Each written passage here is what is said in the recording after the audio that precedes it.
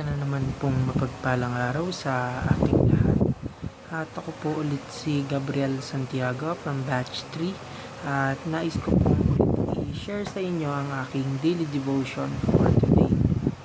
Na ang ating topic naman po ngayon for October 19, naglaho na nga ba ang katotohanan?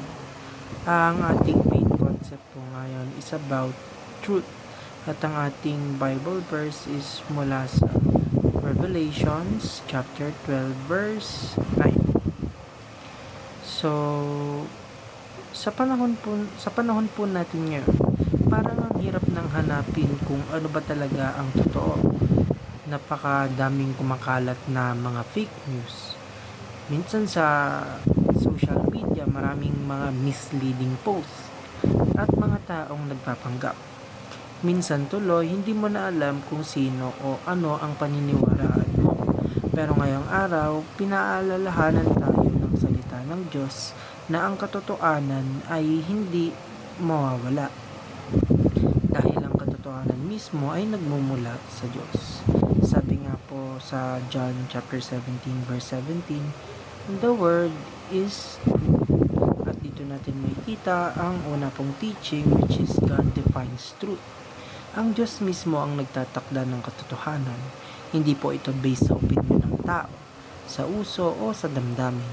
Ang katotohanan ay kung ano ang sinasabi ng Diyos sa kanyang salita. Kung minsan mahirap tanggapin ang katotohanan dahil sumasalungat ito sa gusto natin o sa lifestyle ng mundo, pero kung si God ang source ng truth, ibig sabihin ito ang pamantayan ng tama at mali. And second is, cultures redefine truth.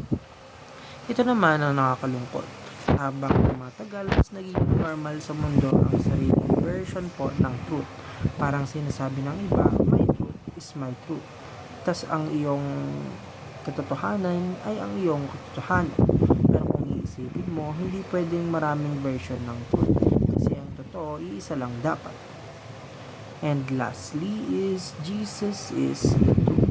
Sabi ni Jesus sa John chapter 14 verse 6, I am the way, the truth, and the life. Ang ganda, diba? Hindi lang siya nagtuturo ng truth. Siya mismo ang katotohanan. Ibig sabihin, kung gusto natin makilala kung ano ang totoo, kailangang makilala natin si Jesus. Dahil sa Kanya, walang deception, walang contradiction, at walang pagkakamali.